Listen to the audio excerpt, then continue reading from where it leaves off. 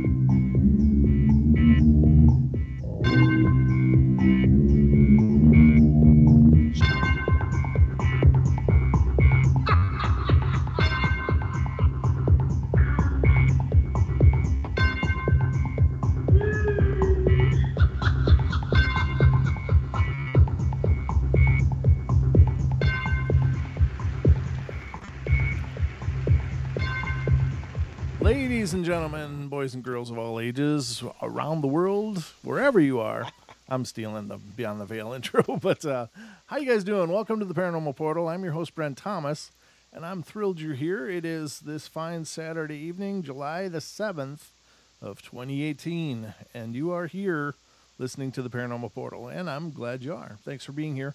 Hope you guys are having a great weekend. Hope everything's been going well. Hopefully the sun's shining for you, or you're getting rain if you need it, or whatever the hell's going on, but I hope it's good. I hope you're smiling, but welcome to the show. And, of course, before I go any further, let me welcome my good friend and co-host, Mr. Don Longbeard, to the show. Hi. My apologies for last night. Oh, my goodness. You might as well have just put a cutout of me here and just called me the Talking Dead, because I'm so sorry to all of our listeners, all of our fans. How is that different from normal? I think I said like 14 and a half words last night. So. Yeah, you did. You were kind of in your own little zone, and that's okay. I mean, we all have those days where it's like, not tonight. It's just not my night. And, quite honestly, I sometimes really struggle with just staying awake, keeping the energy rolling. Yeah. But I don't know. Once that theme music comes on for me, it's really game on. But there's sometimes that on the last leg of the show, I'm like, wow, I'm having trouble seeing. I'm so tired. But it's not for lack of loving what we're doing, but it's just, a case of it is a late show, and it's tough sometimes to do it and have a whole life outside of it that happens during the daytime. So it's quite a balance that we have to do, when we do this late night broadcasting. Well, but it just made me feel so bad that, I was just like, meh. No, I had nothing to say last night. You were more quiet than normal, but I mean, still, your participation was on point. It's not like you were rambling or babbling or drooling or anything. So even though that's what it felt like I was doing. Yeah, I know. Or your head just feels numb and your eyes get this clear skin growing over them. Yeah, well, and you just want to close them because they burn. It's the only skin I'd get on my body. Suffering from these things over here tonight. Yeah, I know. Well. But here we are. Here we are, ladies and gentlemen. This is our Saturday edition, and we are thrilled to be with you. And we are thrilled that you're here with us. And let's see how many of you are here out in the radio land. There are 3,083. TFR has 894. iHeart has 1,800. Wow. The phone lines on TFR have 161. And TuneIn has got 178. And again, we don't have the TalkStream numbers, but I'm sure they're absolutely amazing as well. So thanks, guys, for being here, those of you on those connections. Yes. And, of course, we are simulcasting live on YouTube. So if you're hearing the sound of my voice, but you're not seeing Don and myself, then head on over to YouTube, youtube.com/paranormalportal, and check us out. And please subscribe. We're really looking at getting these numbers rocking. So it's still a modest number, but we've hit 650 subscribers, which is really exciting. So every time we get some new listeners, it's really fun. Yeah. And it's exciting to me because that's another set of ears that's going to hear us talking and participate. Maybe they'll write in emails. Maybe they'll call in or whatever. And speaking of calling in, This is Saturday night, so the call-in number does work. Woo-hoo. And you, too, can be a part of the show. Yes, you can be. You can be a part of the show. Yes. You can call in to 213-233-3998. Again, 213-233-3998. Or you can call 833-TFR-LIVE. And both of those numbers will get you here. But if you're in the UK and you want to call in and take part, it's quite early over there. But if you're up and rolling and you got your coffee and you want to have some paranormal chatting, then call 44203-393-2871. Again, 44203-393-2871. Yeah, it's only like 6 o'clock in the morning over there. 6 o'clock Sunday morning, yeah. Well, what are you going to do? Lay in bed all day? Come on, get up. Get up. Oh, man, I almost did lay in bed all day today. Yeah, well, you were kind of running on fumes, so I'm sure the rest was real welcome. Oh, it was. Yeah, awesome. But I slept okay myself. The other night, I don't know what night it was. It was like maybe 4 days ago. Mm-hmm. I was so tired. We were just busy all day. And, we've just been working really hard on the house because my little minion's birthday is coming up. And, of course, we're going to have a birthday party. And, so that means we just have to work on everything to make it just so. Because that's important when you're entertaining and having guests, that you take a little pride in your house and make it look as best as you can. And so we've been doing a hell of a lot of stuff around here. Right. But I was so wiped out. I sat down on the couch and I turned on the TV, and the next thing I know, it was 3 a.m. Wow. And I was still sitting there all dressed and stuff and just zonked. And I just turned off the TV and just closed my eyes again. I ended up sleeping there all night. It was just like, I'm done. I was just too wiped out. So I imagine that was my equivalent to your last night, Don. Yeah, no doubt. Yeah, I just slept like the dead. Yeah, as soon as it was done. Yeah, exactly. And of course, on the Paranormal Portal, we support both kinds. There you go. Living or dead. No. But so far, we're off to a good start here. Nothing's firing off. I did sage the whole place. Good, yeah, he did. He saged the crap out of me. I was sitting over here. I was like, are you trying to get me high? I'm trying to get you a contact high from sage. Sage. But I did crop dust you pretty good, but I think you're pretty good. Oh, wow. Yeah, it was just crazy, though, after you did that. And I was sitting here, I got that little chill, and then all the hair on my arm stood up. It was, like, just weird. Yeah, something's lingering in here, and that's fine. I like I said, I don't have a bad feeling from anything in here. I've never felt like, it just feels creepy. It never feels like that, but it just sometimes feels like you're just not alone. Oh, we don't have the dragons on. We don't. One of the batteries is real low. I was going to change that today, but I got sidetracked. So, we are broadcasting live, ladies and gentlemen, and you are taking part in our little campfire chat here tonight. So tonight, what we're going to do is cover just kind of a variety of subjects, but we're going to cover some cryptids, some ghosts, some, anything we run into, because, it's just the whole darkness theme is kind of playing on my mind tonight. And you think about it, and people have, I don't know, most people, not everybody, but most people have at least a sense of caution of the darkness. Mm-hmm. And when you think about it, it's just the same place as it is, just without the sunshine. But there's something else that happens when the sun goes down. I mean, it's just, and maybe it's a primal fear. Maybe it's from way back when we were, crawling out of caves and, competing with every other, carnivore out there to scratch a living. And we were also on the menu. So maybe that's what, why we became so afraid of the dark. But, but it still persists. And why does it? Well, there's no question that paranormal activity doesn't necessarily isolate itself to night. I mean, I've had so many things happen in broad daylight at any time of the day. It just doesn't seem to matter too much. But when they happen at night, there's such a amplified feeling of vulnerability to it, because when it happens in the daytime, there's other people milling around, and so you're not feeling like you're, kind of in your own little bubble. But when it happens at night, you feel like you're just on an island out in the middle of nowhere, and it certainly intensifies the the feeling. And there's an energy to night too. I mean, day and night have totally different kind of energies, and I don't know how to explain it. And perhaps it's, is part of the moon cycle, the moon energy versus the sun energy. Maybe there's more to it. Maybe it has to do with the energy of the living environment around us in terms of the plants and nature, and how there's a change in that rhythm during the nighttime. I don't know. Right. But there is something just mystical about the night. And of course, the obvious part of it is that we just can't see. Right. We as human beings can't see at night real well at all. And so that, of course, is one of our primary senses that we rely on just to participate in our everyday world. And Deb just said night energy is my favorite. Well, that actually kind of makes sense. Because the people like when Dan was on, we asked him, well, why don't people investigate during the day, or why, and his answer was because we want to do it when the manifestations or whatever it is happens, and that's usually at night for some reason. Is it because the energy of the day goes away, it bleeds off, and then there's the quietness of the night where things can move and be active, nocturnal, if you want to look at it that way.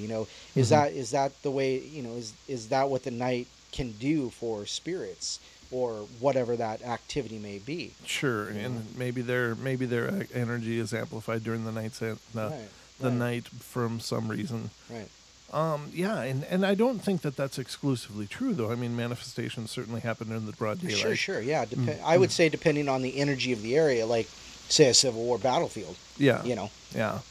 Yeah, but there just seems to be, maybe it's the serenity of the night makes us recognize when something happens so much more than we do during the day because we're so distracted. Maybe it's because of the energy we're drawing in that we can't concentrate on something else. Exactly. Like Yeah, so we're not tuned in as well. But when we're in nighttime, maybe we go to this more primal awareness that makes it so, we can sense those subtle energy changes, and we can sense those sounds so much clearer because there's not as much ambient noise, and perhaps things like orbs and stuff are so much more recognizable at night because they're not a huge strong energy light source, but when it's dark they certainly seem pretty brilliant. But both of the times that I saw orbs were in absolute broad daylight. So well, no, the second time was the first time was in a well lit room though. Right. So it wasn't like I was sitting in the dark.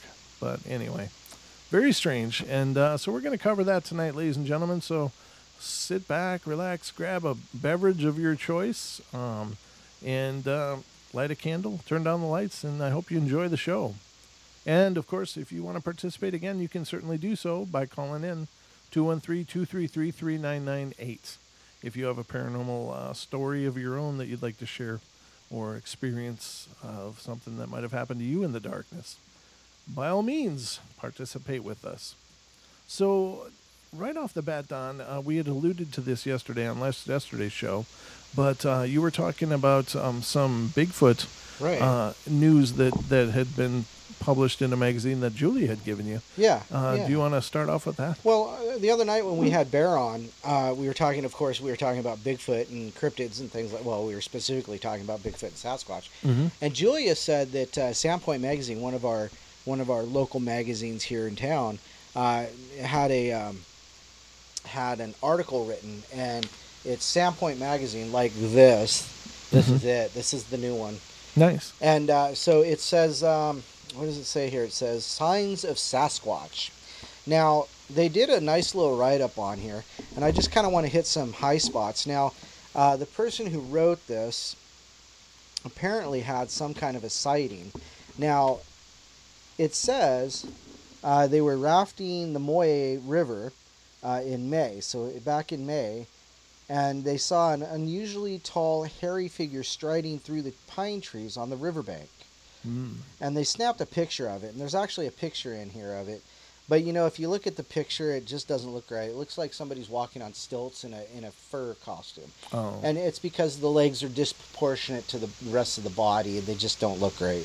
And that's just me looking at it, and that's somebody else said that in the article too. But It really piqued their interest. So they were talking. They quote a couple different things here. They say the mallard larking is perched in the headwaters of the St. Joe and the Clearwater rivers. There were some companions on their journey on a ridge above Heart Lake when they looked down and saw two large figures and a dog, or a pet bear, hanging around like a happy family in a marshy part of the lake. They said the two-legged figures looked like they were startled by the hikers on the ridge and started running. They were running like kids. Now these are the figures that they saw. They were running like kids. Their arms were out in front of them. They were jumping over logs like they were nothing. Said, check out their dog. It's a bear. And those people over there are brown. They said they disappeared into trees. And they were they were sad that they didn't go and check it out a little more. And that was reported to the BFRO. The Bigfoot Research Field Research organization. Yeah. Turns out, and then they go on to say, turns out that Bonner County, which is the county we live in, is a Sasquatch hotspot with more recorded sightings than any other county in Idaho. In fact, there's a backlog of 22 incidents awaiting review, according to Kevin Llewellyn, a volunteer with the site. That's the BFRO again. Mm-hmm. So yeah, I mean, there's a lot of activity up here apparently. There's another quick story. It says the story of the Bonner County couple who reported seeing a Sasquatch up Hell Roaring Creek in the Selkirks while bear hunting last September, and this is September of 17. Okay. They spied a tall black figure about 7 or 8 feet tall with a round head, no ears, and very wide shoulders about 75 to 100 yards away, and it stared back at them. At this point, this is the woman writing. At this point, I had tears in my eyes, and I'm scared to death, the woman wrote in her report. We're 100% positive this wasn't a bear or a person. North Idaho sightings aren't always in remote areas. A month earlier, there was somebody driving to Tensed, Idaho, from Tensed to Moscow to pick up a pizza, and she said, just as she passed the rest area on 95, south of McCroskey State Park, when let me get to the other part here. I can't fold this page. When she saw a tall, two-legged, hairy figure come up on the left side of the highway and paused at the shoulder's white line. She slowed back down as she passed and kept looking back. And then she hit a deer. So, right, yeah. I mean, I think I heard about that one actually. Now that I think about it, that was the one that made basically national news. Yeah, I think so. Yeah. So, I mean, there are lots of sightings up here. People just, they worry about being called, weird or liars for that matter. About everything, but apparently, if you look into it, there is a huge amount of sightings up here that still go unreported. And I mean, with 22 just in our county from the BFRO that still need investigating, maybe we could put some team together and start investigating those. Right, exactly. Get our friend Cindy and Glenn and you and I and some good camera equipment and some cojones of steel and Chamberlain College of Nursing. Extraordinary care. I hit a link extraordinary nurses. I don't want to hit anymore, ever. God, that's horrid. So there's a lot of them up here. And there's that one that we checked out. I think it was late September, October, up in the Colburn area too. So we just need to do that. It's one of those things that we just got to get out there and just start nosing around. I think that I after Monty's email. Yeah, I was about to mention that. And hearing about that howl that he heard, he and his wife heard that. I mean, that's the fact that they just laid huddled after that, and we're absolutely terrified. Right. is such a poignant thing, because I mean, we all hear weird things, but when you hear something with such power and such force and such ferocity, right, that just the sound of it makes you want to cuddle and just be be held, is that's got to be a real strong indication that what they heard was fantastically a big being, right, a big creature. And as you said, I mean, this area is the prime areas for the beginnings. The Bauman story, right, which is mentioned in Teddy Roosevelt's book, right, took place up in this area as well. I think more northern Montana, but still that's in this area, right. And legendarily and even modern day, there's been sightings up here for, I mean, pretty much since people have been here. Yeah, no doubt. Yeah, very cool, and thanks for sharing that, Don, and thank you, Julia, for bringing it to our attention. Yes, absolutely. That's fantastic. Oh, and I told you I got to work that, like, the next day. It was like Sunday afternoon, and there it was sitting on my chair. I'm like, wow. I even took a picture of it and posted it in the MeWe chat. Oh, excellent. Thanks, Julia. That's really cool. Okay. Well, yeah, and thank you, Julia.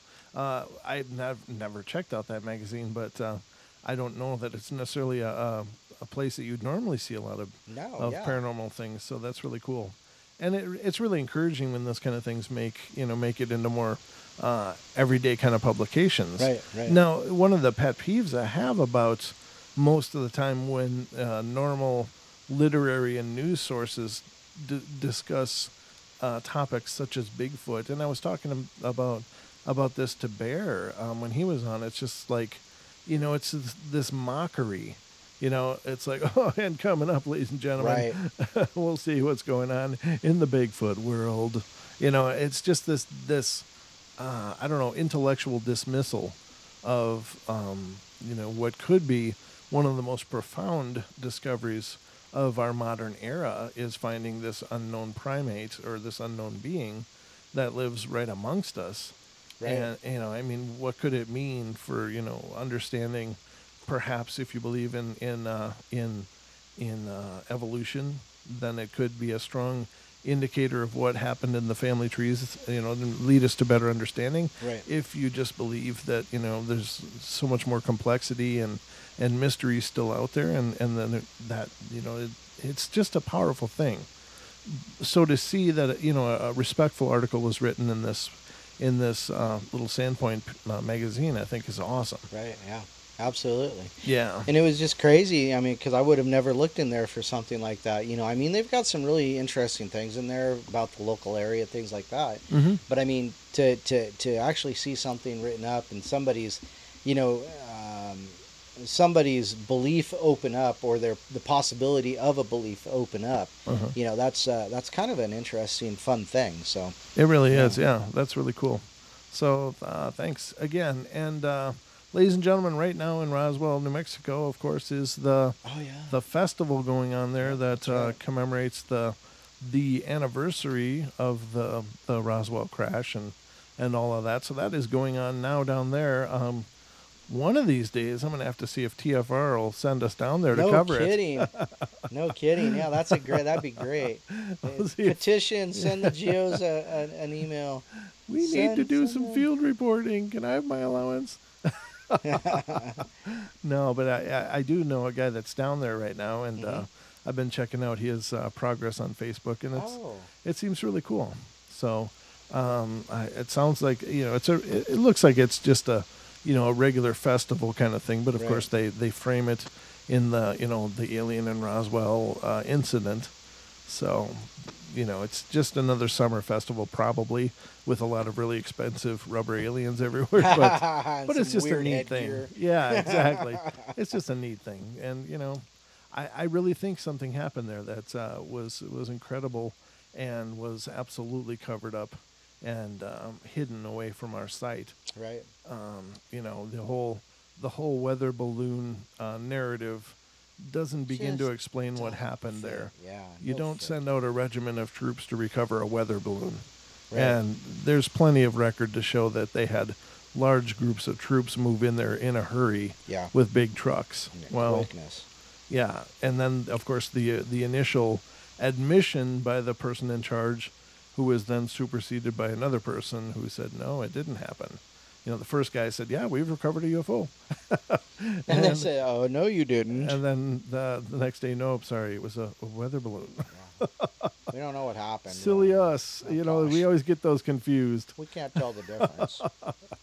So, anyway, there might be something to the Yes. swamp gas reflecting off Uranus. Oh, goodness. Ba-dum-bum. Thank you. Oh, no. Thank you. I'm here all night. Pronounced Uranus. Well, I've never heard that, but it's always been. It's the PC word. Well, I got some PC for those PC people. So Oh, anyway, goodness. ladies and gentlemen, let's begin and continue our journey here into the paranormal. And so I hope you enjoy the ride. Oh, look at that. Oh, no. Wow. I got to get down here. Knock 3 times on the screen. You did that last time. Sorry. That one popped up too. Yeah, I know. And it's going to happen every time somebody says 3 times. Knock 3 times, yeah. I'm sorry. I'll stop Yeah, that. it's the old shave and a haircut, which is also a pretty powerful thing to do when you're ghost hunting, ladies and gentlemen. Do the dun dun dun dun dun, and a lot of times you get the 2 knocks back if there truly is an intelligent presence. Otherwise, it's just me and being drunk. Well, there is that. I can't account for that. So we're gonna go into this encounter story. Let me check the phone lines and the clock. Oh, we're gonna go to break first, ladies and gentlemen. It looks like we've eaten up the first half hour here on the portal in quick hurry, but don't go away. We've got a lot more to come, so we will return in just a couple minutes. No bumper music again tonight. No, not yet, but Chris was talking about that, and he's working really hard on it, so Oh, okay. it won't be long, and we will have a correction. There it is. There it is. There's the bell. So we'll be right back. Don't go away.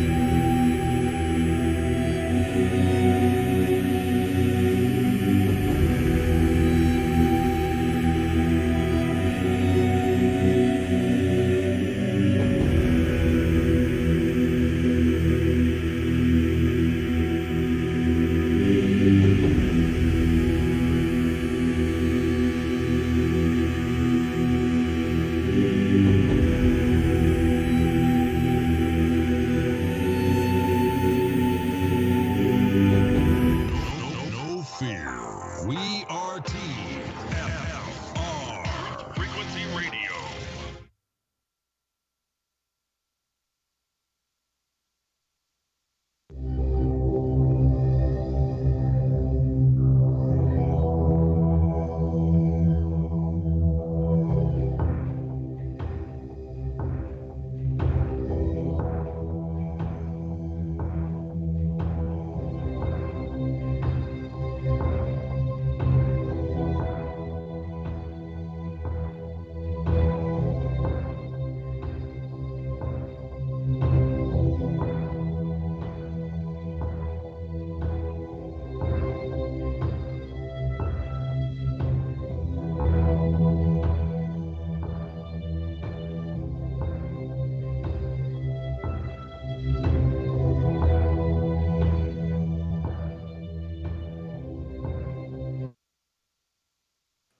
And we're back, ladies and gentlemen, to the next half hour of our journey tonight on the Paranormal Portal.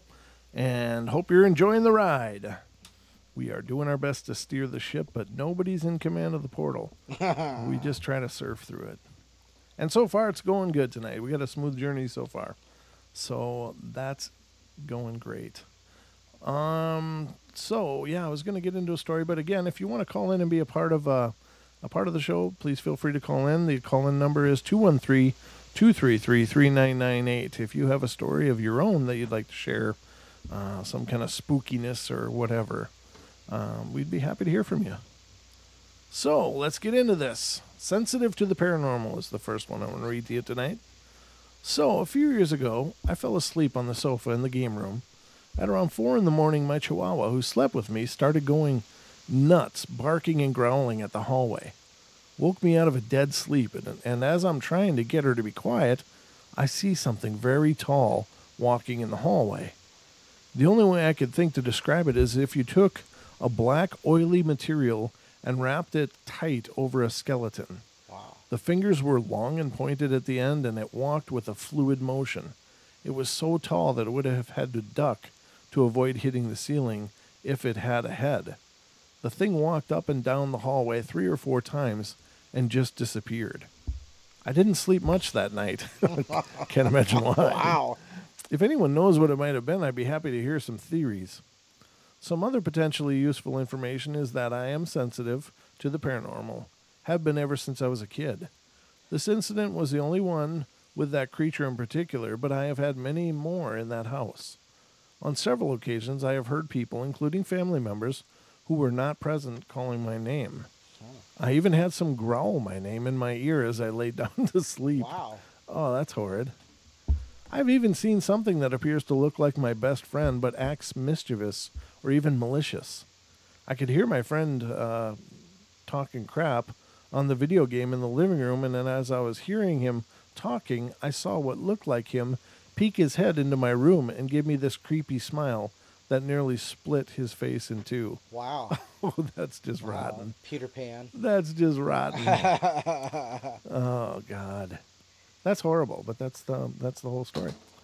Then the person on the end commented on it and said, "My grandmother died when I was born, but she seemed to be able to predict car crashes on her road.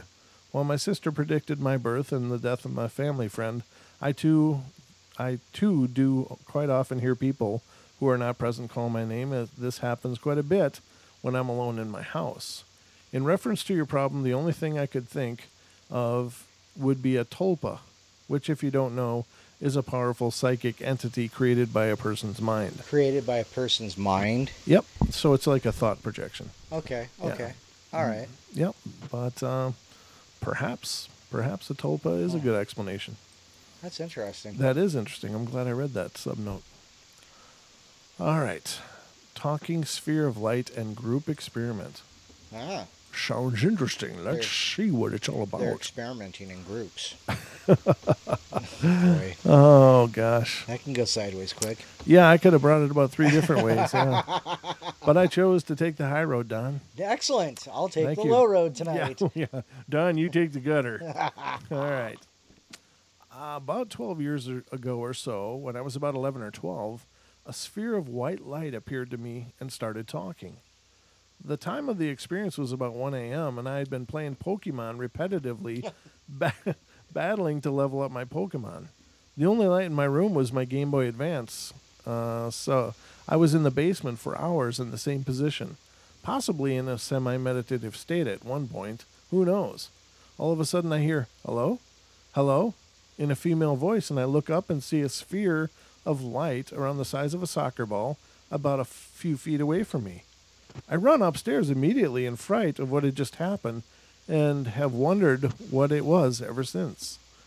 I have a few theories of my own, and I am by no means crazy, and this was the only time I have ever experienced anything like this, and I have never done any drugs. I believe it was telepathic in that it appeared to me through my perception of the world around me. It entered my mind's qualia, Qualia, so to speak. Never heard of that term, but that's what he said. I also believe that sleep deprivation may have played a role because I was younger and it was easier to be sleep deprived when you were younger. I was also under a type of sensory deprivation and meditative state. My belief is that by combining these things statistically, other people may be able to experience such phenomena, and perhaps there is also someone out there who may be able to shed light on what has appeared to me, or maybe there is someone else who has had a similar experience. Please, no lying, I ask the people to try an experiment.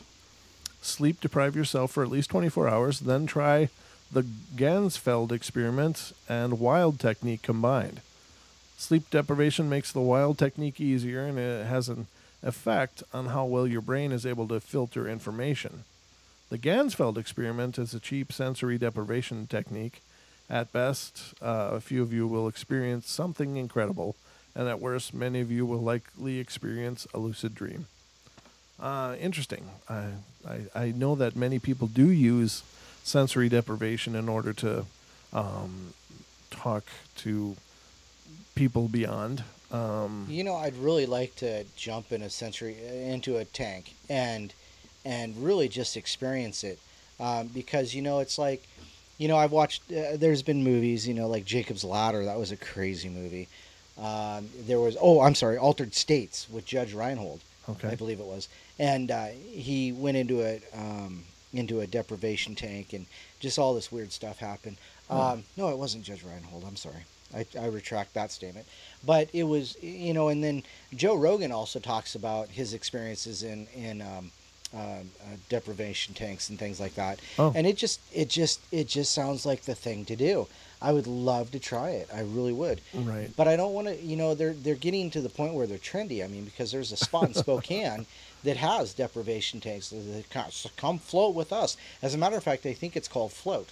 Oh, nice. And okay. so, yeah, it's a heavy salt, right. Water tank, with, light, anyhow. But I really want to try it out and see what happens. Well, there's an ancient technique that was used by the Egyptians, I believe.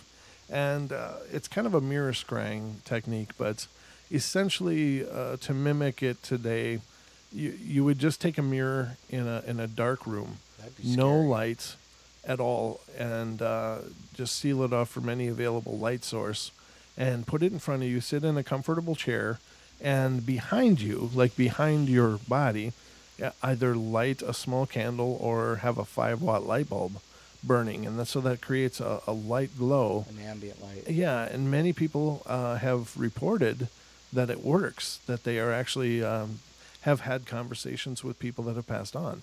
By looking directly into this mirror, suddenly after a while, you start seeing shapes, and suddenly, someone will emerge, and apparently they can have regular conversations. Oh my with them. God, you just gave me chills again. That'd be creepy. Right? That'd be creepy. But allegedly it works. It's been used since ancient Egypt, to my knowledge. Wow. As a scrying technique and a way to talk to the dead. Wow. So, pretty cool idea. I wouldn't want to do that, though. I mean, I just want to, lucid dream or something. I'm not looking to talk to, Grandma Aura, Okay. It's like, well. whatever that is, Hey, oh, look, there's Aunt Janie, Hey, how have you been for the last dead years? Just what was that recipe for the cookies? Exactly. Now, that would be worth it. Exactly. How did you pickle your corned beef? Yeah, my grandmother had this potato soup recipe. And I tried one time to ask her, how do you make this, Grandma? And she goes, I just kind of throw some things together.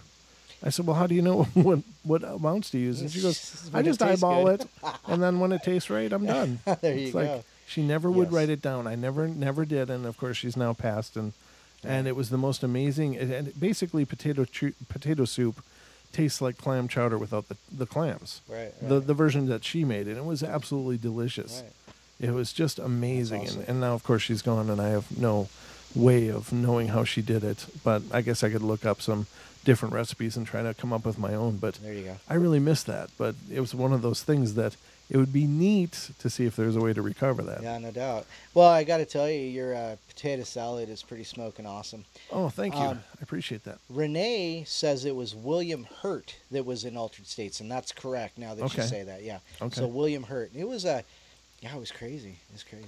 Very cool. But yeah, sensory deprivation's been used for quite a long time. Right.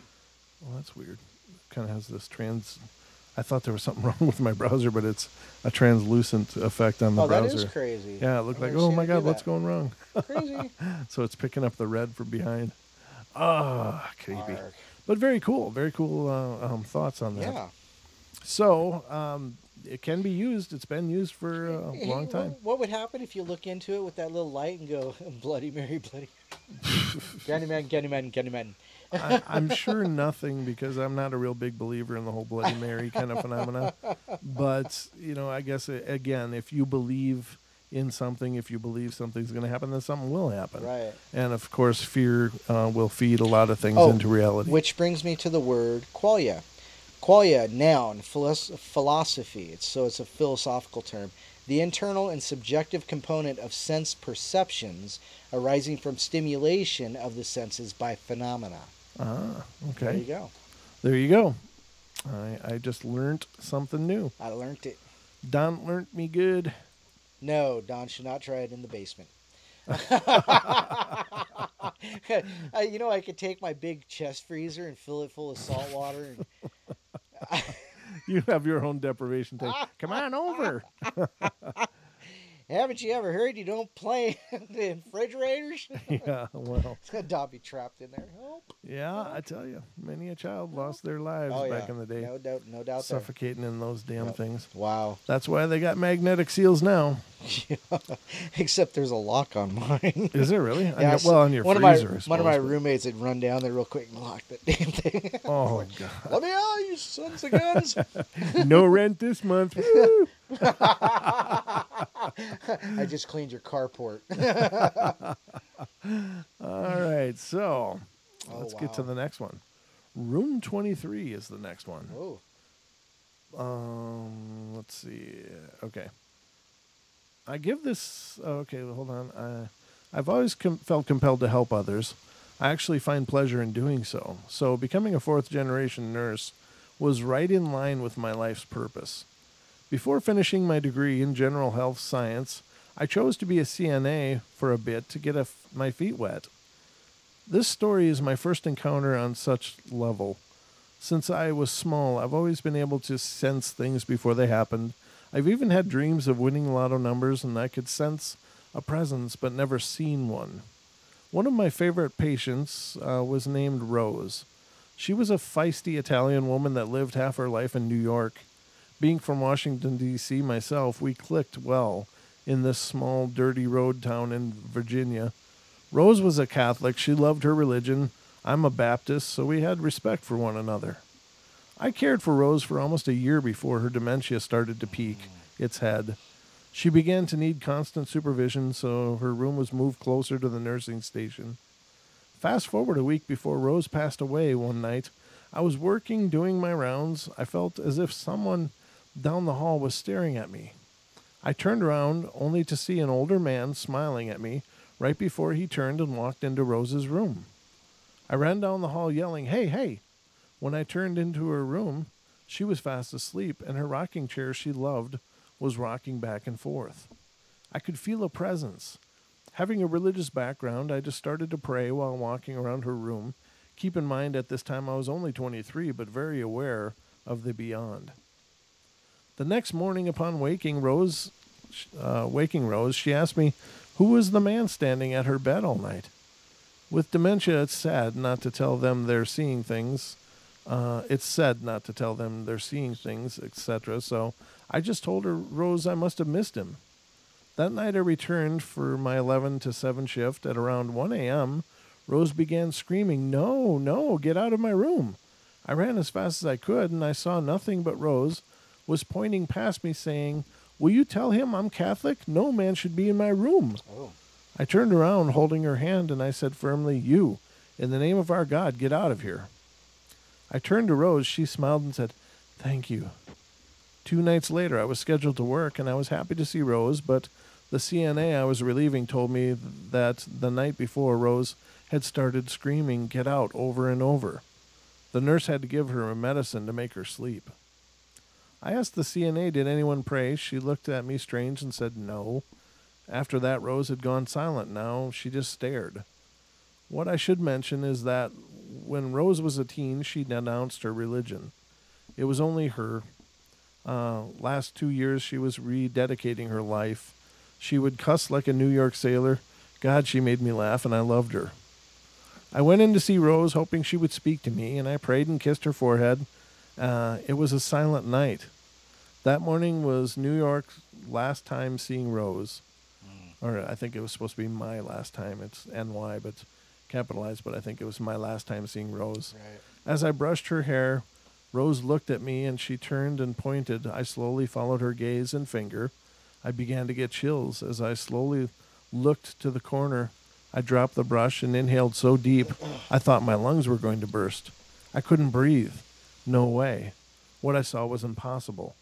Rose started screaming this horrible scream, like a pain, a horrible pain. This man thing stood there, not moving, just there. The face was like a black circle. It had no features. It had on men's clothing, just like what the man had on from nights before. The nurse ran in, calling Rose's name, trying to calm her. I was frozen. I was still there. I snapped out of it and just started saying Jesus over and over. Suddenly, Rose stopped screaming, and the thing was gone. We got Rose back into bed to rest, and I rubbed her hair and said, "Rose, I have to go, but you have to pray for yourself. Can you understand me?" She did not reply. As I began to walk out, she uttered, "Thank you for love." And I said, "No, thank you." That night I rushed in to see her, and I was told she passed only moments after I left. She said before she passed, she told the other CNA, "I know who he is." A few weeks later, it still bothered me of what I saw, so one night I decided to tell one of the ladies that's been working there for almost 30 years. She told me they call the unit I worked on the graveyard, and I asked why. She said it's because there's spirit that haunt it. She began to show me an old picture of prior residents, and as she flicked the pages, she was telling a story of this one bad spirit that the patients named Reaper Man, because he only appeared just days before death. Oh, wow. At that moment, I looked down at the picture, and there he was. I looked closer, and I asked, "Who is this man?" And she said, "That's John. He died 2 years ago. He was a hateful man, hated everyone. But days before his death, he started screaming, 'No, you can't take me.' All day he yelled it. They found him with his mouth wide open, open eyes huge, and his fist clenched. Oh. I asked what room did he die in. She said he died in the graveyard, room 23. Room 23 was Rose's room. Oh, gosh. Update. The next day of me writing this, I saw 23 everywhere. Clocks, machines, even license plates. The stories I will be posting are hopefully to help others that share the same gift I do. Do not be afraid afraid to help people. There will be the naysayers, people that won't believe, and it's only because they themselves have not experienced what we have. People tend to fear or try to disclaim what they have not seen or know anything about. All my life I've allowed such people to keep me quiet, ignoring the help that I could be offering. Now with God's strength, and I'm no longer ashamed nor afraid. Be well and be blessed. Wow. Very cool.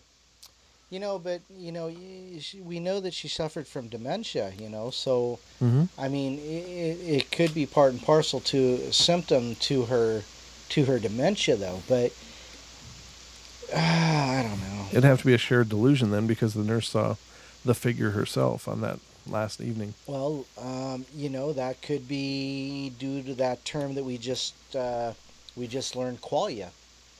That it's our senses that create the phenomena. Could be. Because her belief and her connection to Rose, was her name Rose? That was Rose. Yeah, Rose was the old lady. Yeah. So her connection to Rose may have filled in that gap. Well, that's like saying that nobody could possibly have a psychic experience then, because it's just qualia. I mean, I don't know if you can. I don't know if you can blanketly dismiss it. It's possible. I'm not saying you can't be right, but I'm just saying, I don't know. It's possible.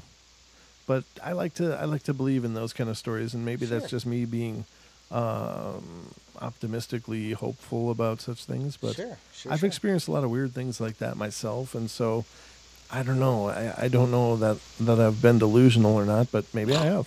I know I've been delusional. Well, yeah. So yeah, I mean, I understand what you're saying though. So let me see. I can look at the clock here.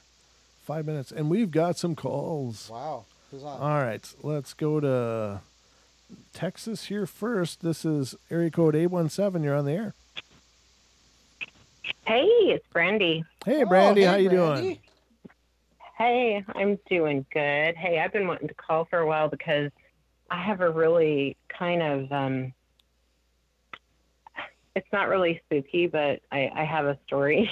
Okay. My husband and I went to,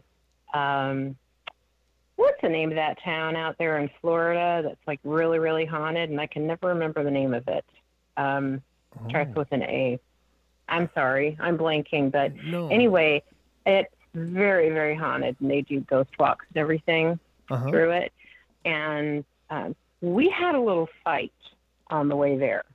And when we got into the hotel room, we were kind of still talking about it, a little disagreement. And when we went to bed, we had sort of worked it out, but I still had like questions in my mind. I didn't feel like everything was really resolved. And so we were laying there in bed, and he fell asleep. And I have this habit of like kind of letting my hand hang over the edge of the bed when I sleep. Oh goodness! I was just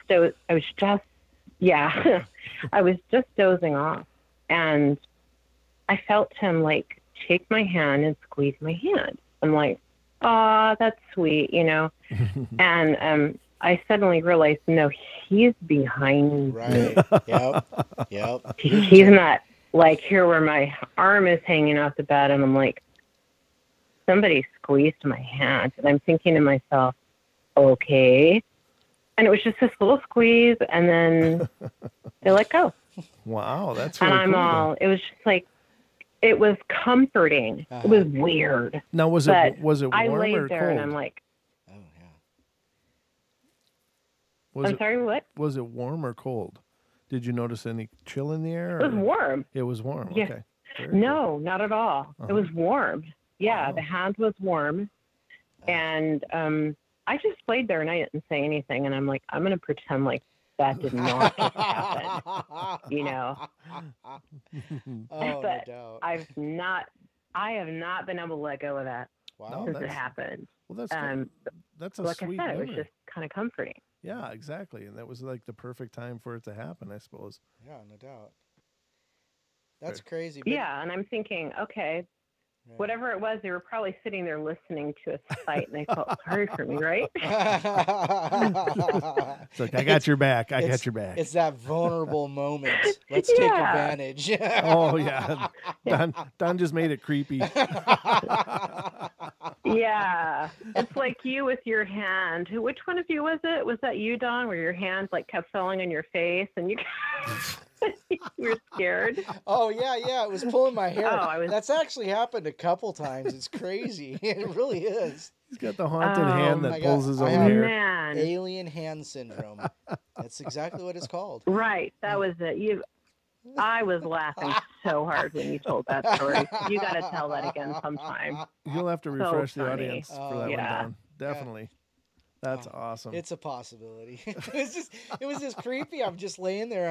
I'm just dead asleep, and all of a sudden my head just starts. I'm just shaking around. I'm like, what the hell? And I realized that I was laying on my hand, and my hand had spasmed and grabbed my hair, and it just grabbed me and shook me around. Like, what the hell? It's happening. You need to get control of your body. Oh, it's horrible. I know. it's like cataplexy or something. You know, it's like just a total loss. I'm like, what? Don's got hand Tourette's. Yes. Awesome. Oh my goodness. Oh, very cool. It's great to hear from you, Randy. Yeah, absolutely. Yeah. Well, thanks for letting me share my story, and now I've got that out there. And there you go. Outstanding. Well, thank you for sharing it with us. Now we know how weird you are. Yes. That's why you fit right in. You already knew that. Well, thanks a bunch, and have a great night. Yeah. You bet. Okay. You too. Night, guys. Good night. That's great, you know. But don't you know you don't sleep with appendages hanging off the bed? That's just bad juju.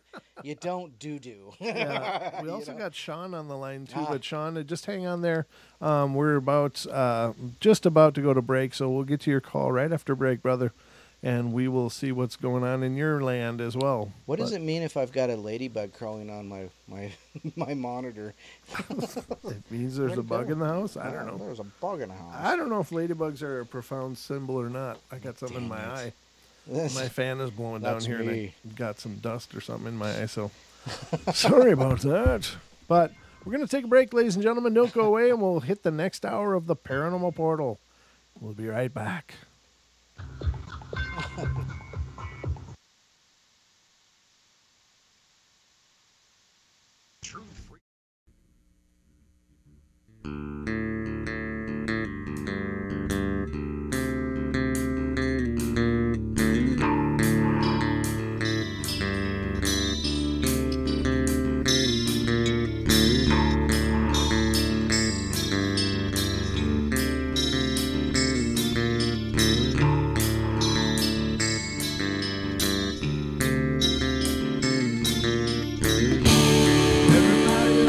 Play their games. Everybody loves to place their bets.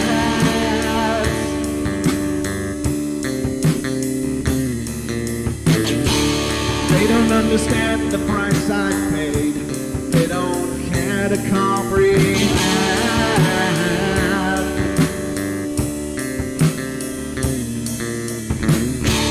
Trace their lines upon my body, dripping scars across my heart.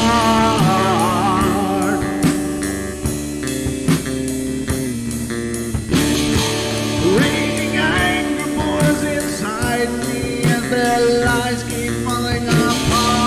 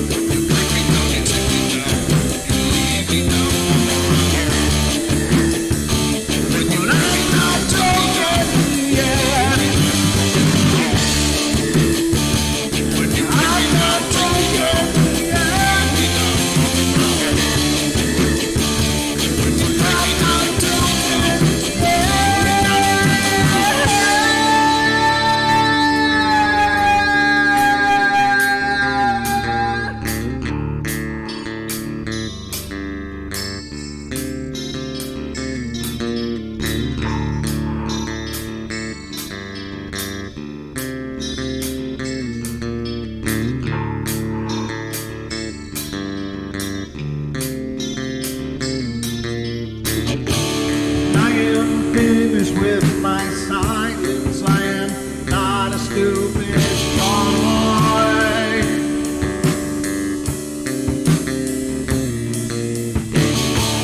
No more breaking me with kindness, just you dance upon my joy.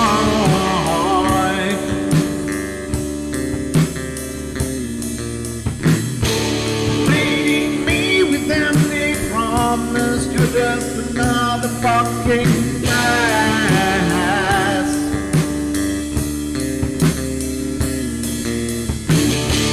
Taking off the slice of my sanity, just make sure that you're well fed.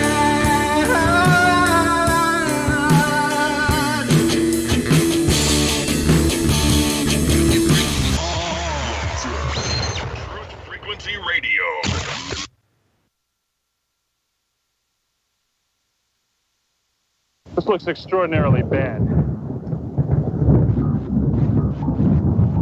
They linger in a perpetual dream state, a nightmare from which they cannot wake.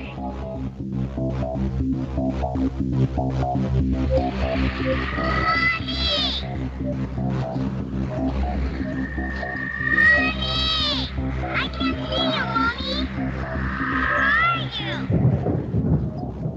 I've never sensed anything like it.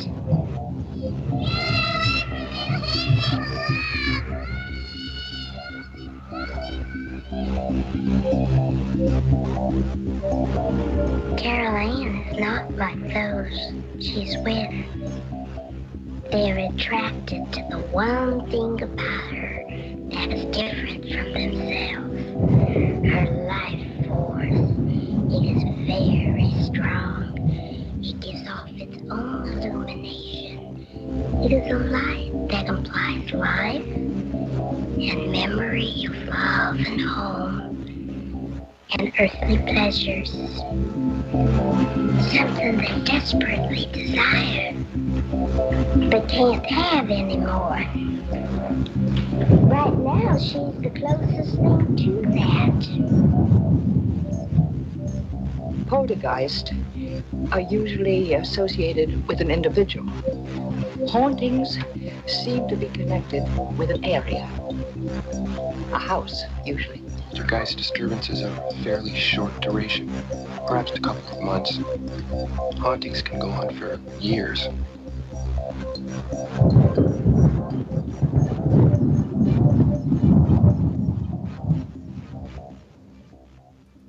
And welcome back, ladies and gentlemen, to the second hour of our Paranormal Portal here on this fine Saturday evening. Hope you had a good break, but I just want you to know I missed you all, and I'm glad we're back.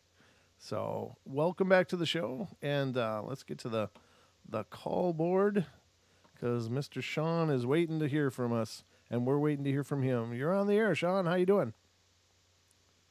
Hi, Brent. Hi, Don. Thanks for having me again, and welcome back to the internet. We missed you.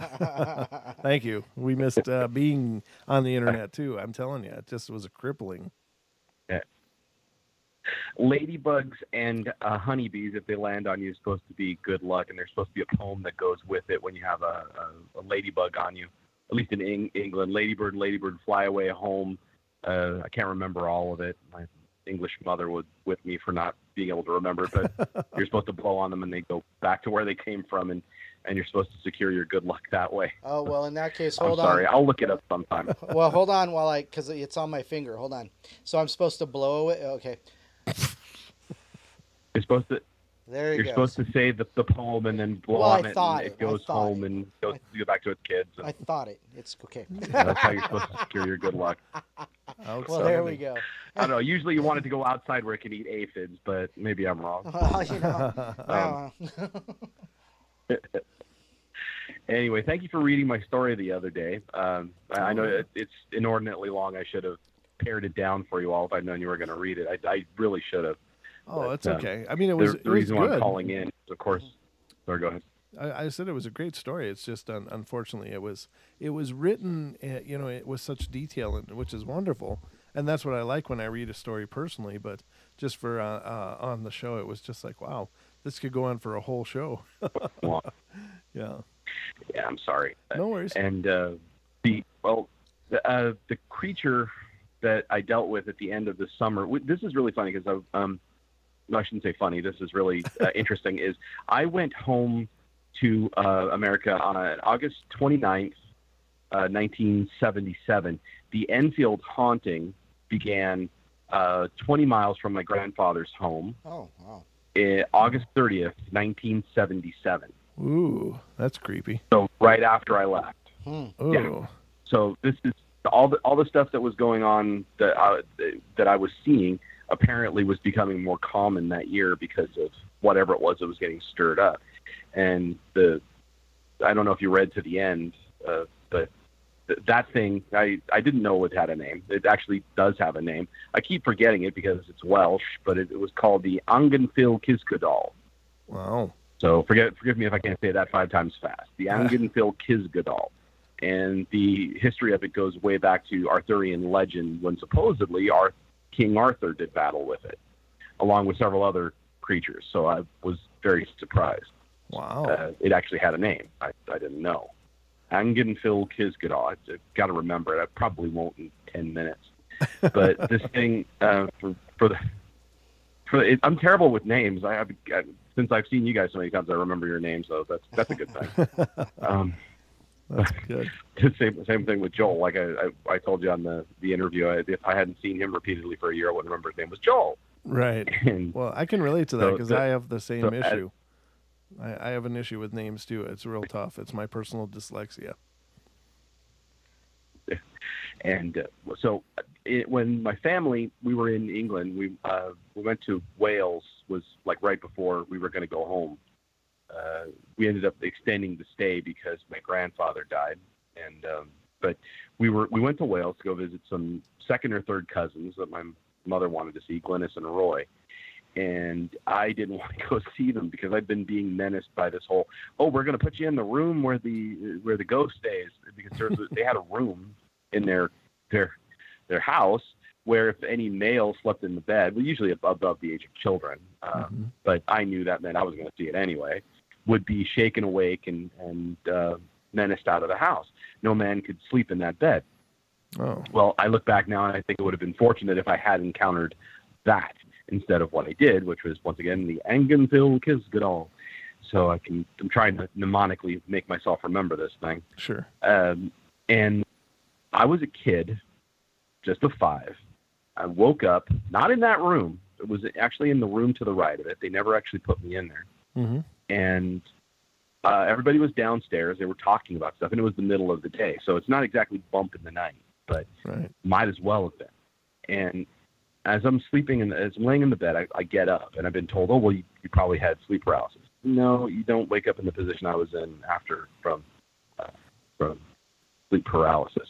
I woke up, sat up, thought, oh my gosh, I must be in that room. I must be in the room where this thing is. And I looked around, and it was daylight, and I realized, whatever room this is, I'm going to get the heck out of here quick. Mm-hmm. And I looked to the left of the bed, and there was a stack of Welsh cakes all ready for me. And I thought, oh, man, I'm really hungry. And so my stomach overrode my drive to get the hell out of there because I hadn't eaten very well. Okay. I'm serious. The only time I ate well was in Scotland. England, my family in England, I don't know. They all have a problem with cooking anything. And even bolognese was hard for my Aunt Celia. Wow. So I'm reaching for one of the cakes when I hear this noise, and I look to the door and there's the light under the door from the sunlight from downstairs starts to get blotted out. And I thought somebody had come upstairs, and I hadn't heard them. But then the noise got louder, and it sounded like somebody constantly inhaling. Like that sound you make when you've held your breath underwater too long and you just come up and you're gasping for air, but it just keeps going. Mm-hmm. And that I realized that was either somebody trying to put me on or scare me or something. And the light in the room, even though there was sunlight coming through the right window, which is just to the right of the bed, mm-hmm. it went dimmer. Oh. Like it was being blotted out, sucked up. Right. And then the line under the door completely disappeared. And this something that was darker than shadow started pushing its way under the door. Oh. Like, I don't know, the closest thing I could give you as an approximation is when the Blob pushed its way under a door in the original movie. Mm-hmm. But think of it as all black and amorphously. I could sense that it was not solid, but it came into the room, and as it came in, it felt like something was crushing me. I couldn't move. My arm that was reaching out for the Welsh cakes suddenly was crushed down on my side, and my right hip, because my leg was askew to the right under the covers, and I hadn't straightened it out yet because I was intending to push off to get out, was getting pushed down into the bed. You could hear I could hear the springs creaking as it was coming after me. It was I suddenly couldn't move, and then just getting shoved down harder and harder and harder, like gravity was magnifying on me. And I couldn't move my other arm either. I couldn't pull them away from my body. The thing came into the room by sort of like standing up like a wave and spreading out. And it was darker than anything I'd ever seen. And this was daylight. I couldn't see much of anything. It was like somebody put a shadow over the window, and there was an eclipse. Wow. As the thing got near me, it actually threw me from the middle of the bed where I was sitting up against the metal headboard. I hit it really hard, and it made no noise whatsoever. This is a hollow metal headboard. Sure. And I know it hit the wall too, because I felt it reverb and then clunk back on my head. And this thing comes over the bed like it was about to engulf me. Mm-hmm. And I was so scared. I actually urinated on myself right there. I was crying and was praying my mother would come, but nobody would, because they'd all gone outside. I heard them right before this thing started making its sound. They were all going outside and they were playing. My brother and sister were playing out there, and my mother was having a cigarette because Glennis right didn't allow smoking in the house. Probably the first house we'd gone into that smoking was not allowed. The whole trip there. And as this thing was coming down on me, it pressed against my eyes, and I was just I can't even describe how terrified I was. I was praying that, I remember praying that Jesus would come and take me away now, please. And the next thing I felt was like somebody had lit a blowtorch on top of my head. And the room was filled with this light. The thing, when the light came to be, it turned on, whatever you want to call it. The light came on. This thing squealed, and I could actually see it. It looked like, if you ever seen the face in that painting, The Scream, where the face is elongated, and imagine thousands of those in various states of screaming and then pain. That's all I saw.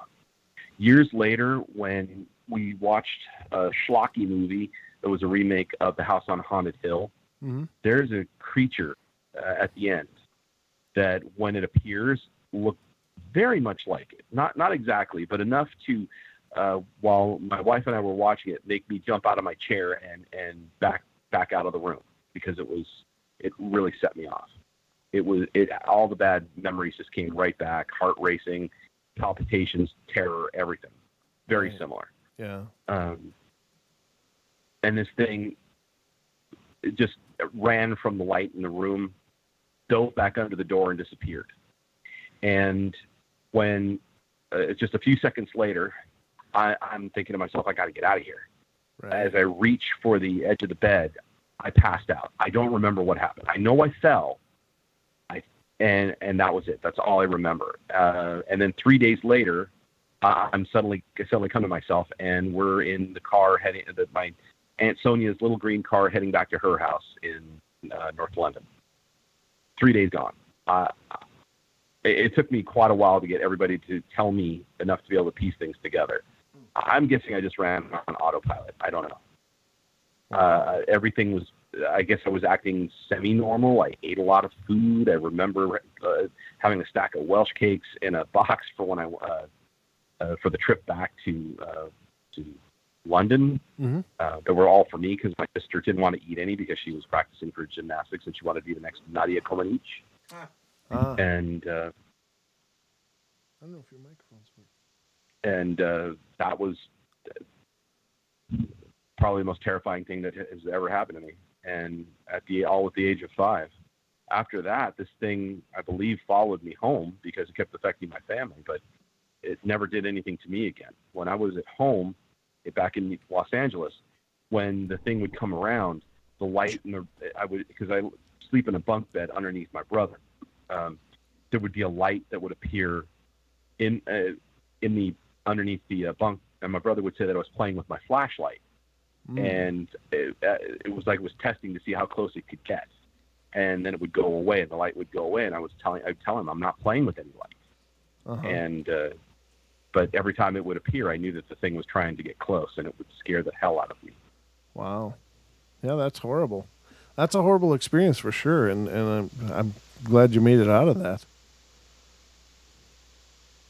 I'm very grateful that a good many of the things that I've experienced are not like that, because otherwise it would definitely have turned me off of the direction my life has gone, which is trying to help people with these issues. Yeah, and yeah, I know you've done some amazing things, and you've been a resource to us here on the show, and as well as have offered your assistance to those out there that might need assistance as well, and we're certainly grateful for that. Absolutely.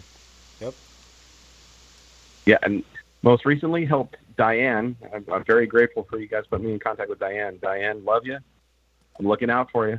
Yeah, she's actually on hold right after you, as a matter of fact. So we'll be hearing from her in just a minute. Okay, well,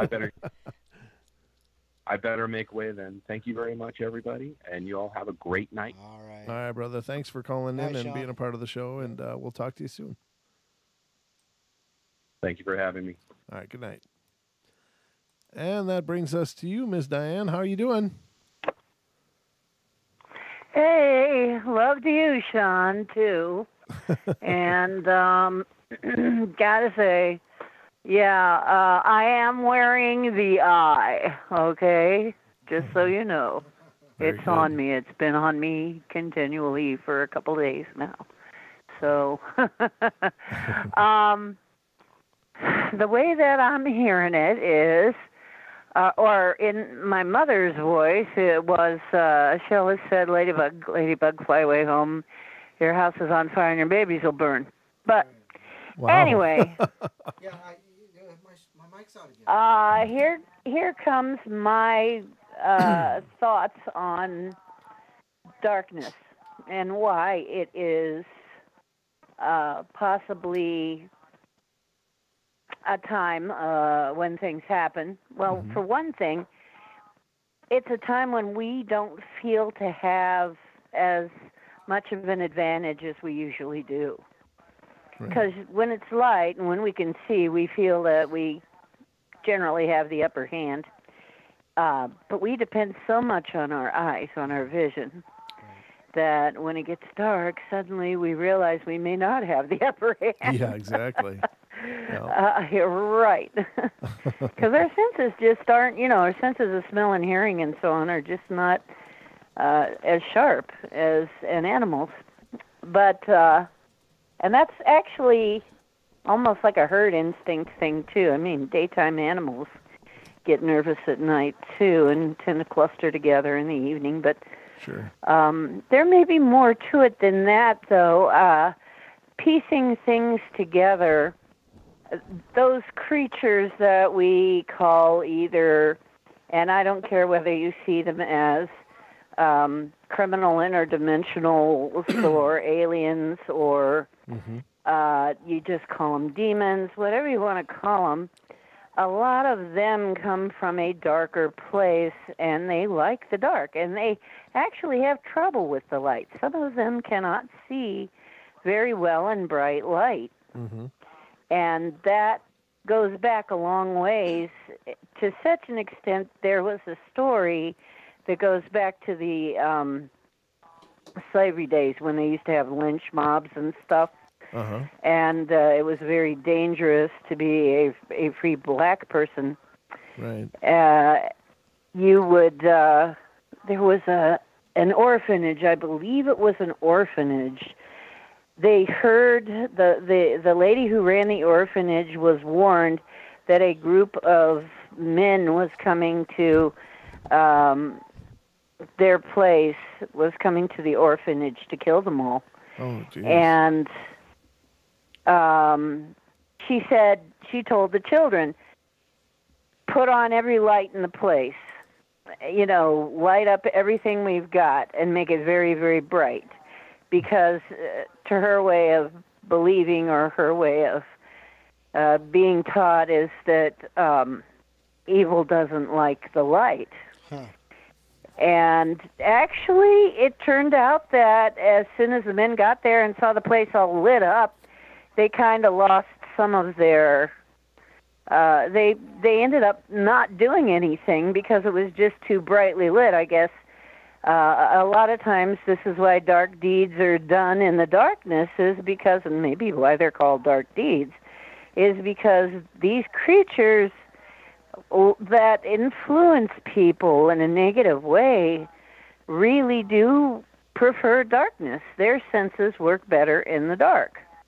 And it's kind of interesting, though, on our side, we do have some super psychic children being born that seem to function best not only in the dark, but when they have a blindfold on. They want to be actually blindfolded to use their powers. So I think maybe this is some kind of an adaptation that we're developing. And I'm just extrapolating this from all of the things I've heard, okay? Oh, absolutely. So, it's like you ask a question, my mind starts spinning on everything I've heard on the subject, and here's an extrapolation. What do you think of that theory? I think it's great. Yeah, I think you're very possibly correct. It's one of those things that I suppose it's subjective as well. But as you know, we're all individual, and we all have different methods or machinations that we may go through in order to do what it is that we do. But it's as valid a theory as any. Yeah, after all, that's another thing I'm thinking of, too, is that I do want people to realize that a lot of these things that are very scary that are happening in the world, too, remember that one of the things that nature always does best is adapt. And so that means that some of us are going to be born different. And maybe we don't see it as a blessing now. I mean, maybe some of the people being born, maybe we look at it now as a disease, or maybe we look at it now as a disability. But maybe it's something that we don't understand that in the future is actually going to be an adaptation to something that's coming up. Because who was talking about this? I believe it was on Steiger's show. He was talking about was it the gamma waves hitting us? We're getting energies. We're getting bombarded on this planet with energies that because our magnetosphere is going down. I don't know if people realize this. We're getting a little bit scientific here. But our magnetosphere is disappearing, basically. And as that goes, that's sort of, I think, what they mean by the veil is thinning. Because I think maybe our magnetosphere has something to do with that. And so what some people are saying is, or what I have heard them say, is that people are going to come into like 3 states of being. The ones that are kind of blissful are going to be more blissful. The ones that are not that are kind of crazy, you're going to be crazier. It's just going to pretty much enhance whatever you got. But other people say it messes with our DNA and breaks it and changes it. So it'll be interesting to see. But like I said, I really think probably we've adapted to it before, since this is not the first time it's happened. Right. And maybe that's why we see these very rapid changes rather than a long, slow, increments of change in between species. We often see these very rapid shifts. Right. And this may be why. Perhaps this kind of event happens and alters the DNA so radically that within a very few generations we are entirely different. Well, that's very possible. That's another theory. I think possibly with the magnetosphere, I think that it's probably cyclical, and we, of course, haven't been around doing this kind of stuff long enough to have any authoritarian view on the grand scheme of things. But I'm sure that they're right, that the magnetosphere is fluctuating and changing, but I would bet that it has something to do with the potential of an upcoming polar shift. In other words, the magnetosphere is a result of the behavior of the core of our planet. Well, in terms of a polar shift, then if that's going to happen or is happening, then the magnetosphere would probably be one of the first symptoms of that change. Oh, good point. Good thought. Well, thanks. Yeah, I think so too. I think basically, and it's happened before. It's happened often. I mean, this planet isn't that young of a planet. It's not a really old planet, but it's, and actually, I'm still of the belief that we really are just part of the planet. We're part of a much bigger planet that the rest of it's the asteroid belt out there. So basically, I think we've been through this process over and over again. I don't think it's just, obviously this is not a one-time thing. And somehow there are still humans, and obviously we're humans now we're looking at some ancient archaeology, and that's like billions of years old, so somebody's been around to actually, create architecture for... Dee, hold on to the line, because we're about to head to our last break, and we'll come back to you after this as well. I'd like to talk about that for a couple moments, if you don't mind, but we're going to take a couple minutes, ladies and gentlemen, for our last break of the show, so stick around. We will be right back, and we'll continue this discussion and get through the rest of the portal, so don't go away.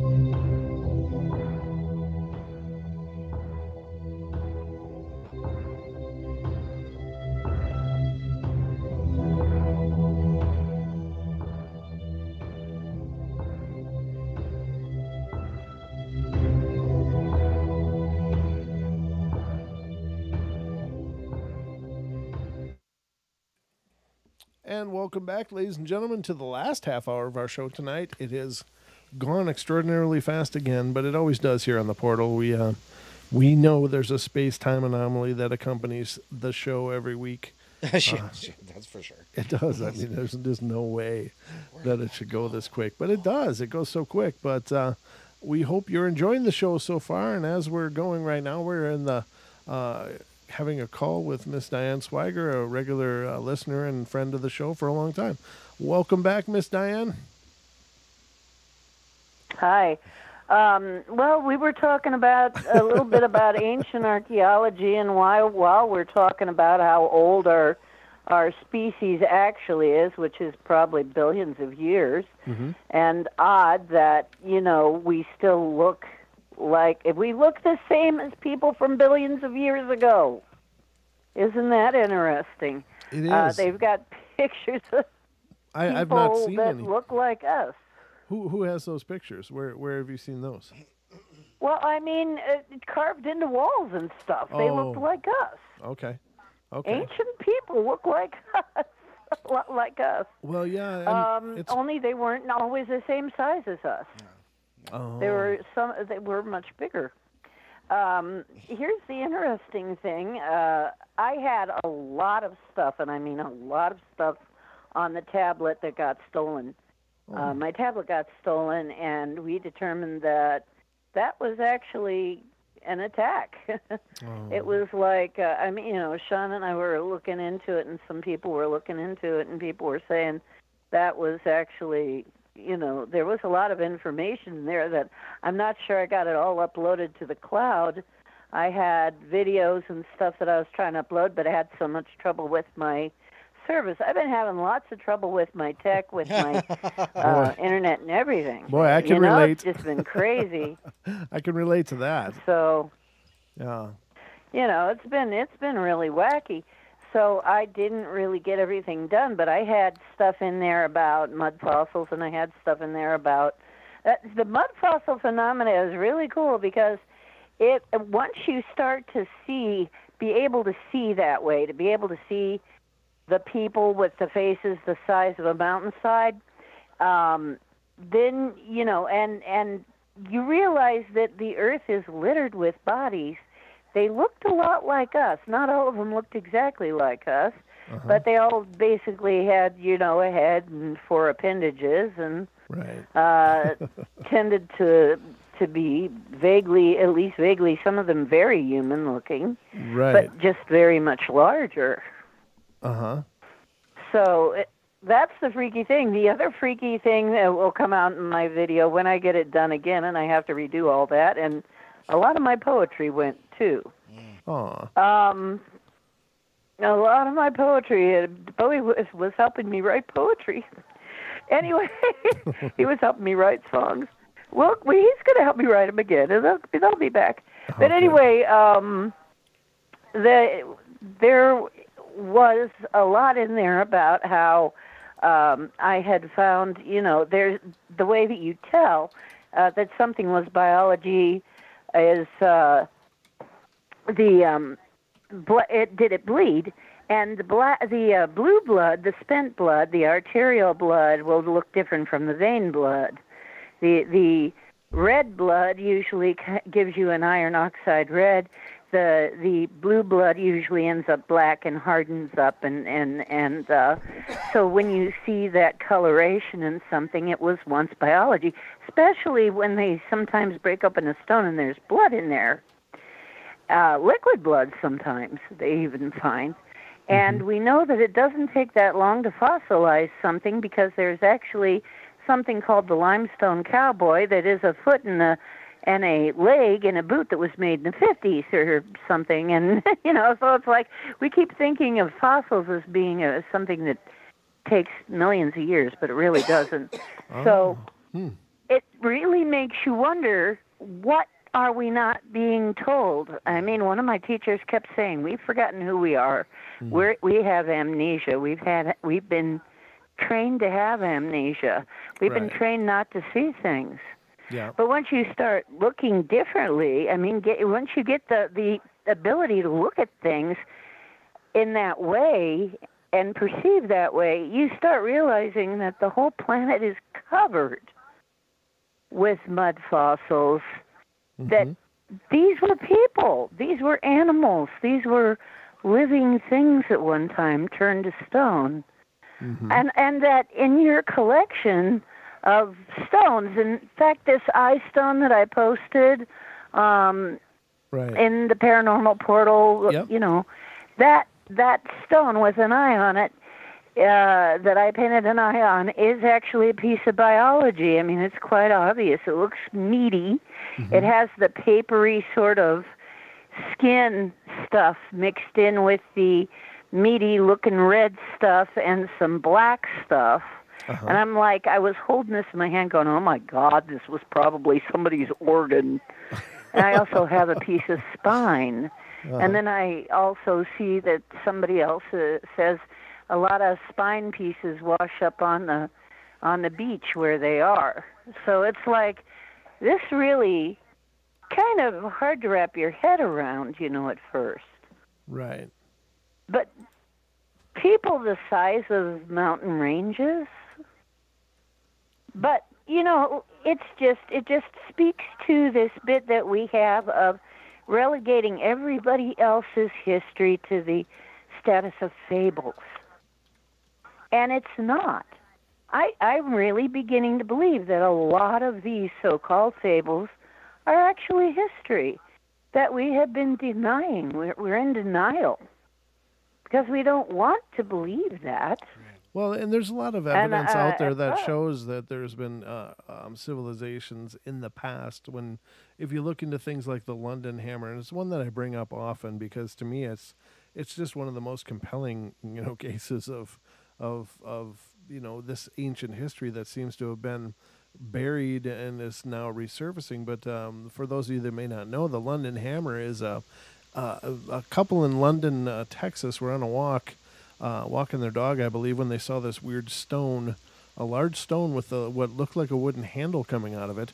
And so they brought it home and they cracked the stone open, and inside was this perfectly preserved iron hammerhead.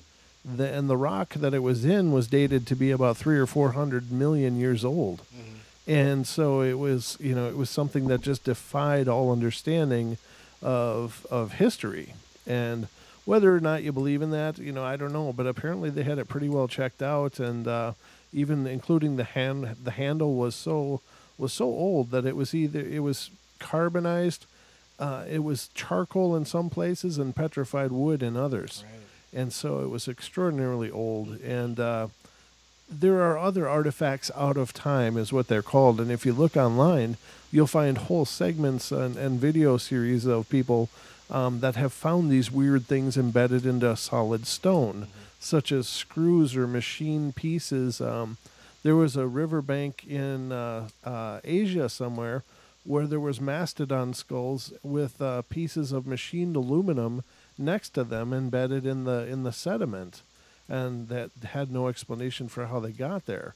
And so very, very strange stuff out there, ladies and gentlemen. So this concept is not as far-fetched as it might seem. I mean, it is a pretty amazing concept, and it does take a stretch of the imagination, but there is allegedly some proofs or evidences that do seem to validate this idea that we're not even aware of a fraction of the entirety of our history.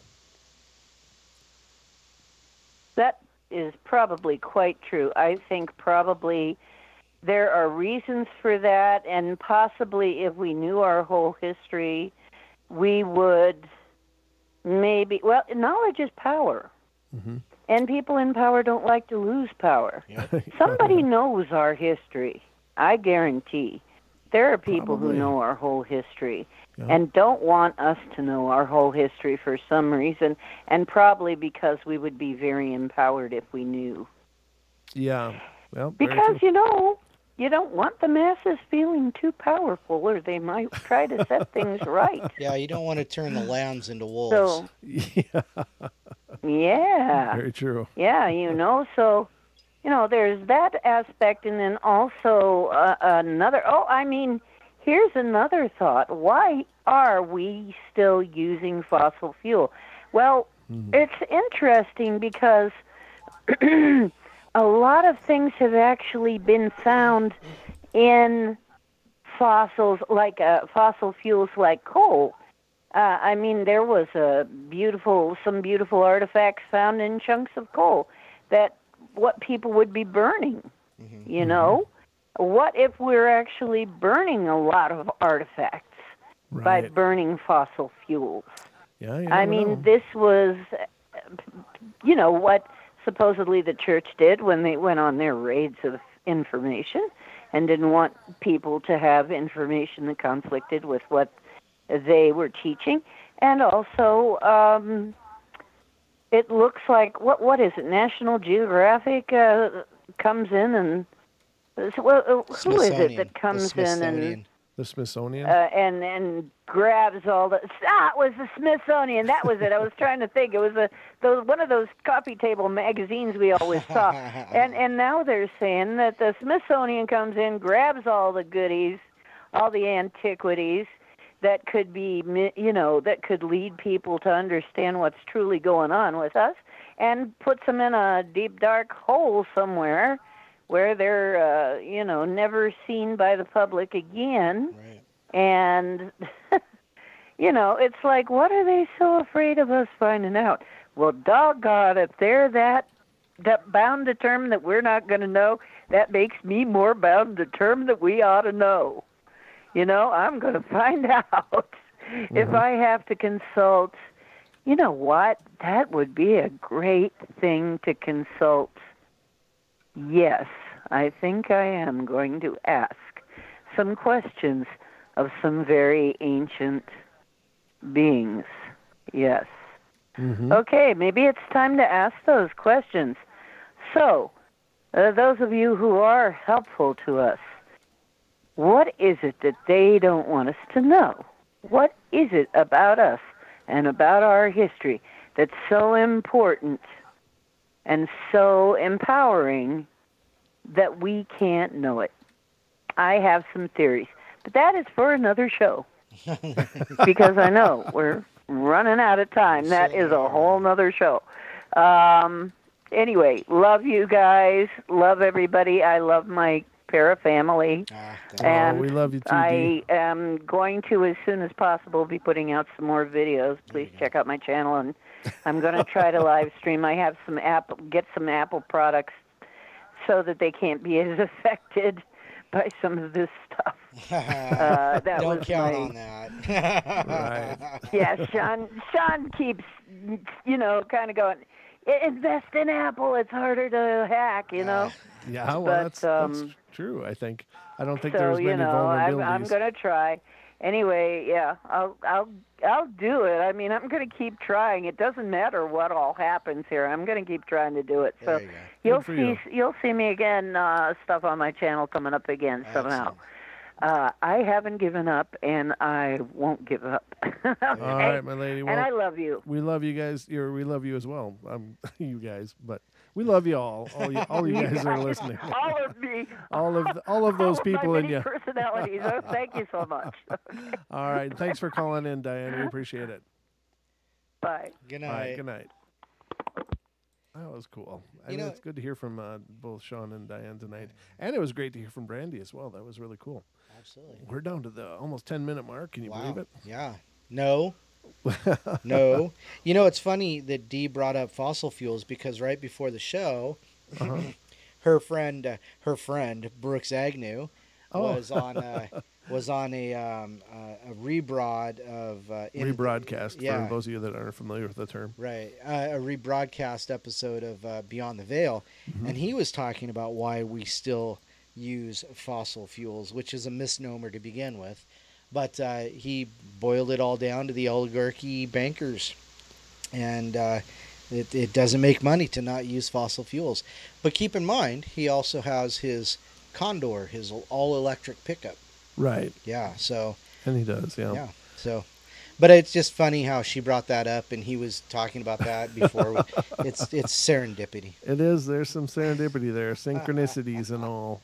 But that's what I always figure. You know, you're on the right track when you experience those serendipities and those synchronicities, because you know, when things get really tough, you can be pretty sure that something's in your life is broken. Right. And that, I mean, obviously in some cases, like, geez, you know, I wish I had more money, but I don't have a job. Obviously there's a problem. But what I'm saying is, like, when you just, when things just seem to go wrong over and over and over, I think that's like the universe's way of going, hey, take a look at what's going on in your situation there, because you've got to change a few things. It's like you're ramming yourself into the wall over and over. Here's the door, walk through it. But in order to walk through it, you got to put some things down. Right. And so, but conversely, I think that, you know, when things just seem to go click one thing into another and seamlessly and have this serendipity where things just come together, I mean, I think that that's the kind of the universe saying, hey, you know what, you kind of got things going right. Nice job. And it's all lining up for you. So here's a reward. Right. Yeah, exactly. What? Lotto numbers, huh? Yeah. What? Yeah. What does that mean? I know, right? That'd be nice if it was that kind of reward system. But so far that one hasn't come. But in terms of just an information flowing from one source to the next and having that congruency, I think is pretty cool. Right. Yeah. Absolutely. Absolutely. The connection between people and the things that we experience, you know, and the way we think, you know, and you know, it may be, as you've alluded to before, is the raising of our consciousness. Our, you know, we're becoming more connected, so our consciousness is rising, and we're starting to understand those things that we lost so long ago. So yeah, exactly. Yeah, absolutely. So very cool though. We are all coming together, ladies and gentlemen, but we're getting to the end of the show here. And I would just like to make sure before we're done to remind you all to, if you have not followed us on Facebook, you can do so by going to facebook.com/paranormalportalradio. And we've got a bunch of new people there as well, which is really cool.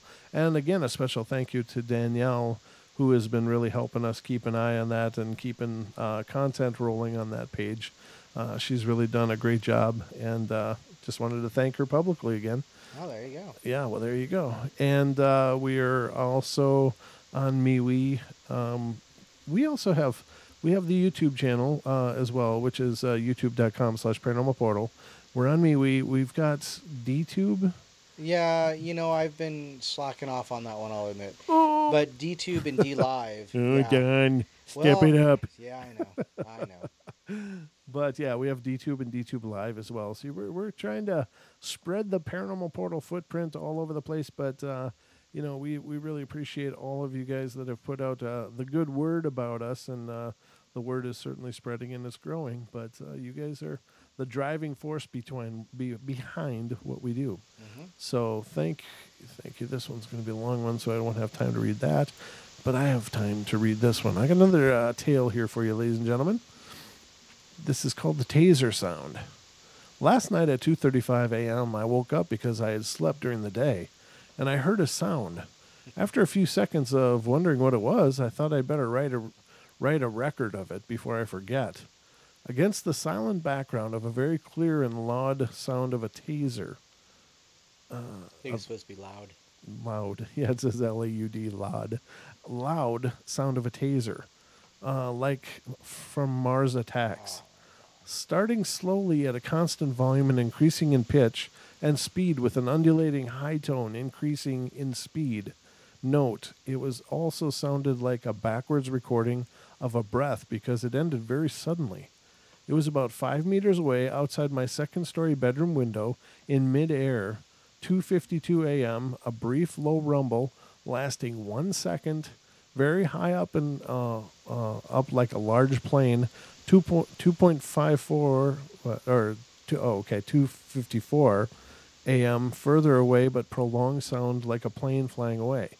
P.S. I never hear planes overhead unless they are small personal ones or the red arrows. What the hell's a red arrow? I don't know.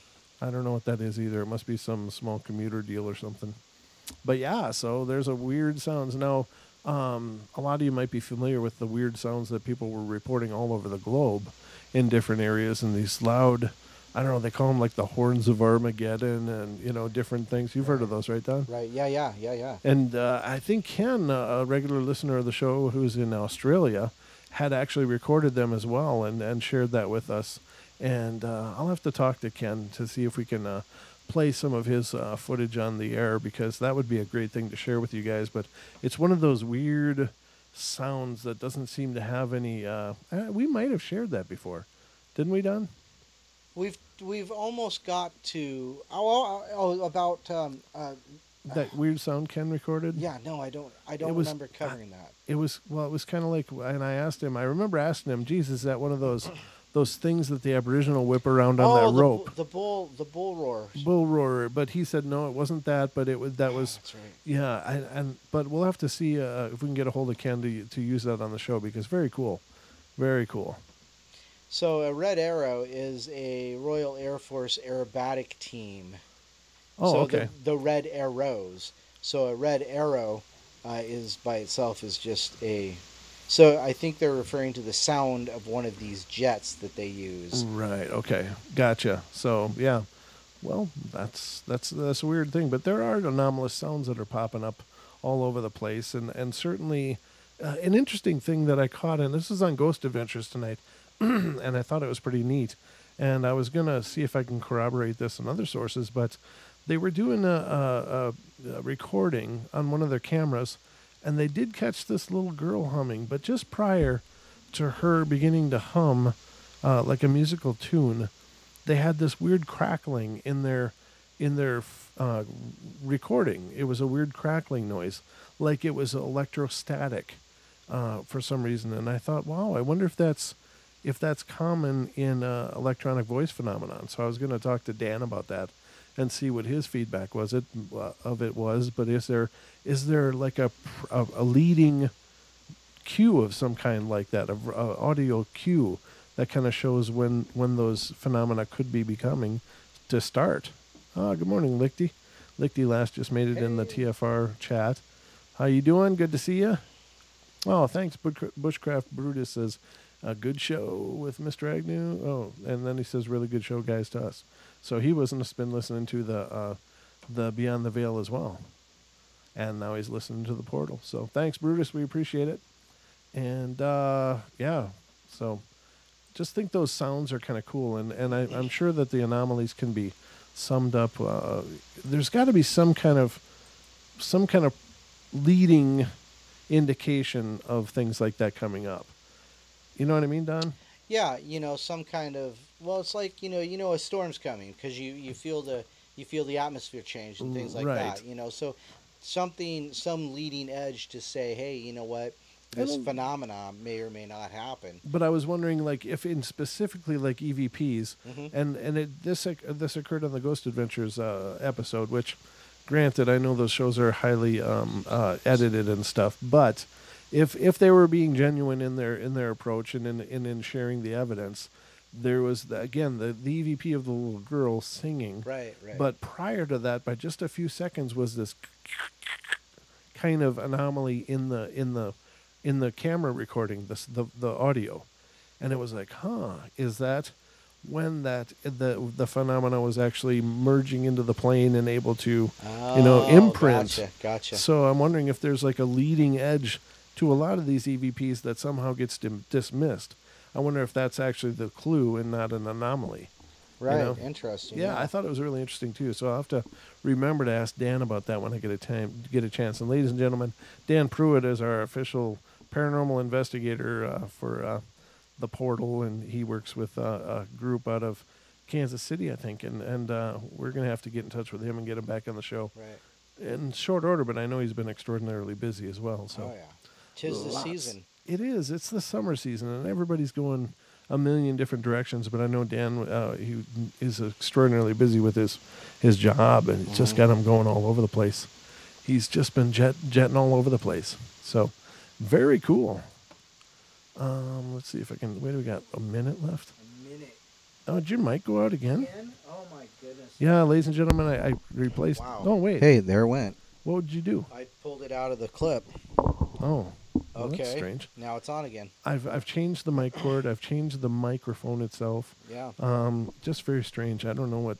Don's just got a weird electrical charge to him. You know, I'm the guy who can't keep batteries in watches and things like that. Well, maybe there's something to suck that. them dry. Yeah, maybe you are a black hole for electrical charges. That sucking sound you're hearing is Don absorbing ambient charge. Wow.